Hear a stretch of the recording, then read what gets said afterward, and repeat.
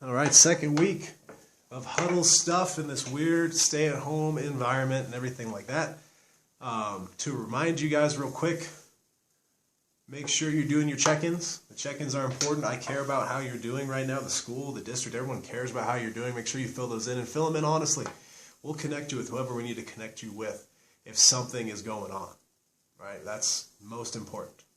With these activities, Laurel asked me a really good question over email the other day. Because I'm kind of taking them from the School Connect deal, they're in PDF form. You don't need to do anything crazy. Do whatever is easiest for you to do these short activities. Just write your answers on a piece of paper and take a picture of it and send that picture to me, or type it up in a document and send that document to me. You don't got to do anything crazy with trying to convert the PDF or this or that. Just do what's easiest, right?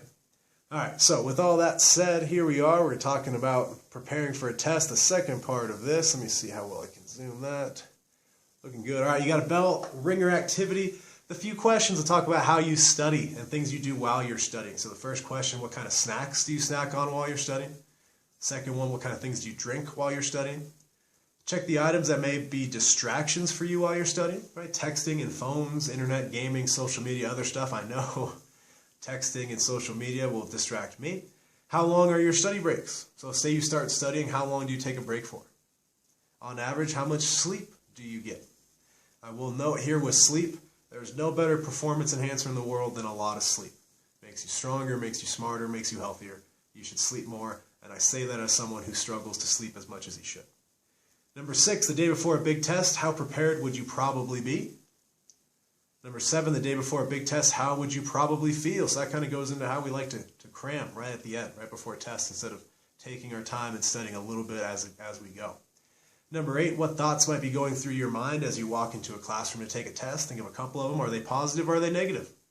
And if they're negative, what might be an alternative positive thought? You will not do well. You will not perform well if you're thinking very negatively. If you walk in saying, I'm going to fail the test, then you know what? Probably going to fail the test, right? There's a great quote.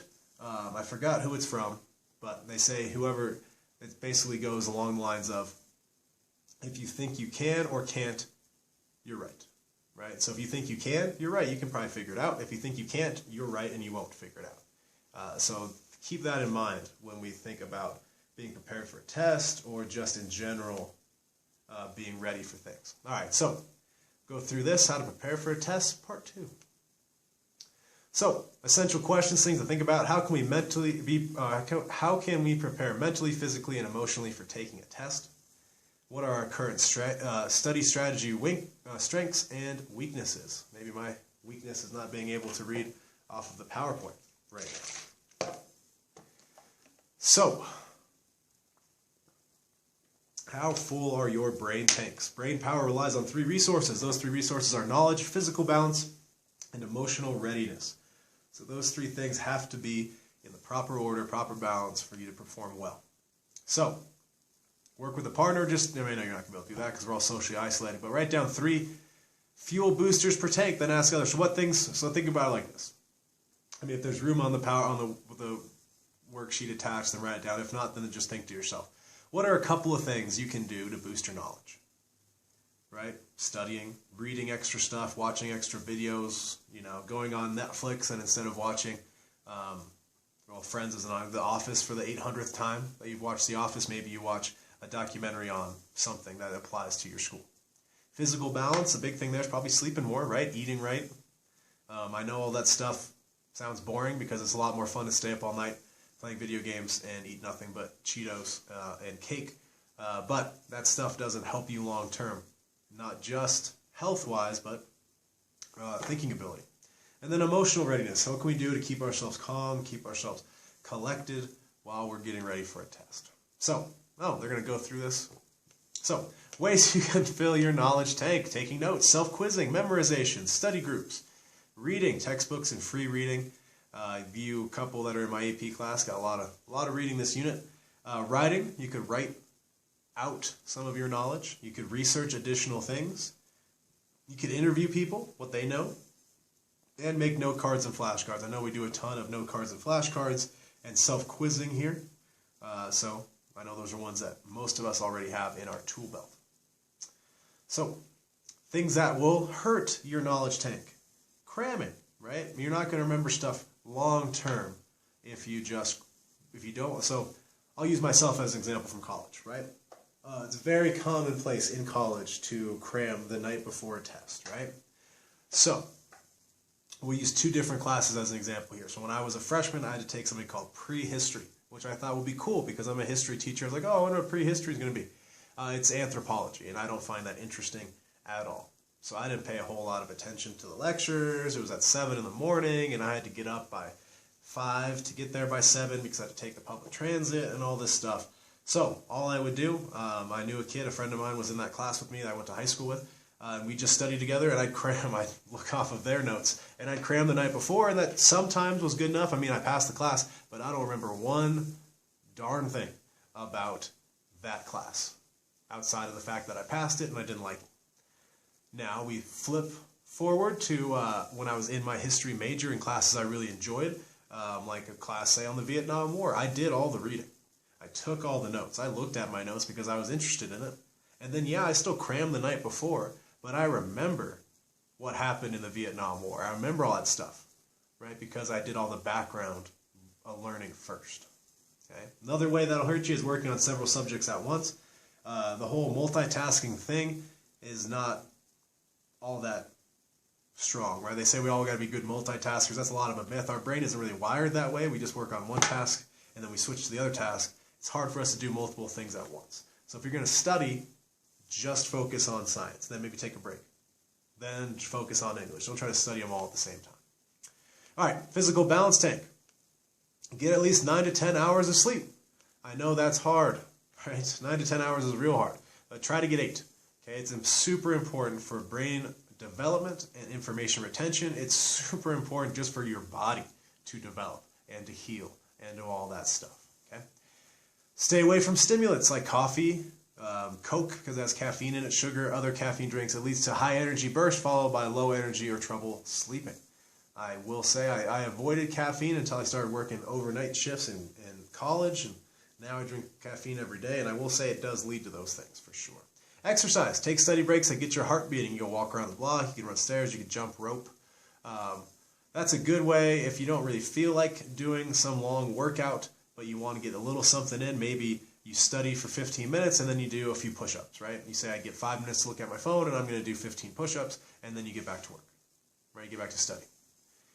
You can eat brain food, and we'll show you some of those on the next slide. So, some things that will drain your physical tank, obviously super exhausting workouts, but I love super exhausting workouts, so, you can do those as long as you properly rest. Unhealthy foods and drinks, of course, will hurt you, and then if you don't rest, if you don't sleep, it's going to drain your physical balance. So, best brain foods, blueberries.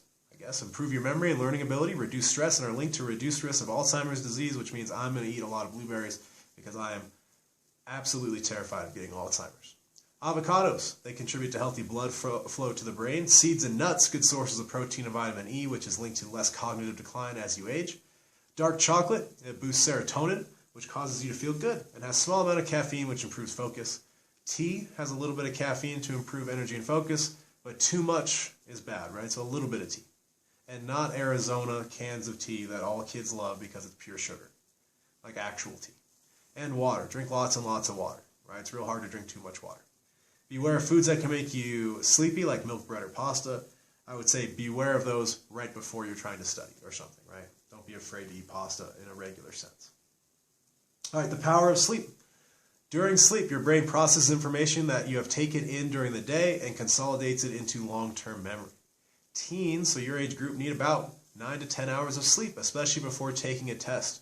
Your circadian rhythms make you want to go to sleep around 11 p.m. If you have to get up before 7 a.m., then this is not enough sleep. After a while, you suffer from chronic sleep deprivation. Symptoms of that include feeling restless and irritable and having problems with memory and organization. Okay, so the more sleep you can get, the better. I know it's hard. I didn't get enough sleep when I was in high school. So, you're just trying to do your best here. Click. There we go. Who has noticed these symptoms when you don't get enough sleep? I'm not in a good mood if I don't sleep very well. I know you guys have experienced that with me. What helps you fall asleep and stay asleep? I will put on TV shows, and you're supposed to not have a TV in your room, but it's too late for that on me. I'll put my phone away. I'll put it on a nightstand. It's out of hand reach for me, so I have to stand up to get it, so I don't feel the need to text or browse Twitter or whatever. But I'll put on shows that I've seen a million times. So it's not like anything new or exciting. It's something I've seen, like The Office, that I've seen a bazillion times. Or reading. I'll read until I fall asleep. That'll usually put me out. Of course, then you wake up on top of your book, and that's not super comfortable. All right, how do we fill your emotional tank?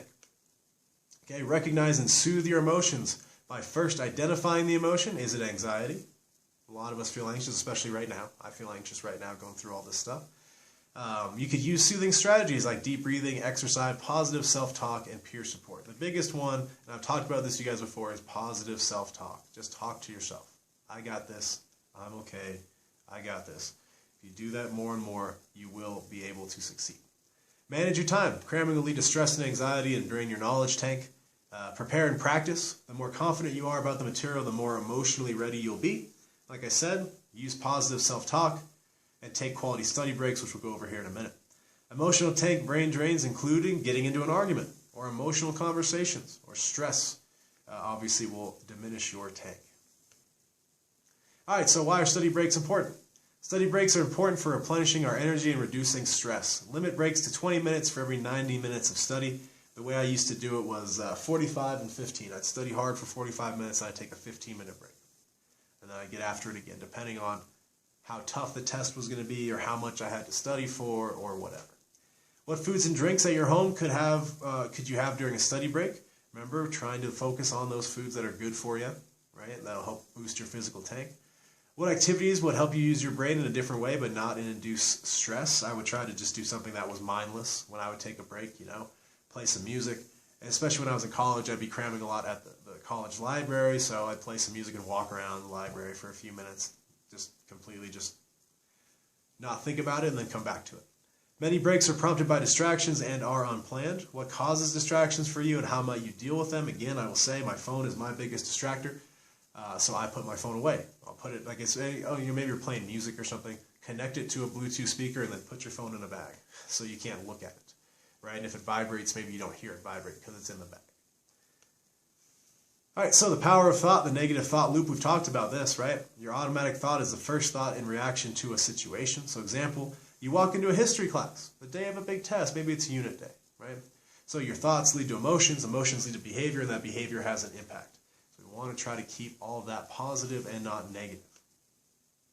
So, looking at your thought, you think, oh no, what if I forget? I know I'm going to bomb this.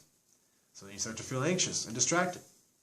You have trouble focusing, you get more anxious, and you bomb the test. Now, I try to make my tests a little bit less scary than this, but this has happened to all of us. It will happen to all of us at some point. I took this philosophy class in college, and I knew I was going to fail the final. I walked in, I said, I don't know any of this, I'm going to bomb it. I got a little anxious, and then I just got mad. So my behavior was circling random answers and handing the test to the teacher and snarling at them, and then I had to retake the class. That was the impact there, which costs a lot more money in college to retake a class, I'll say. On the next test, you do and feel the same way, and the cycle will repeat itself, right? So you have to figure out a way to break this cycle. Maybe.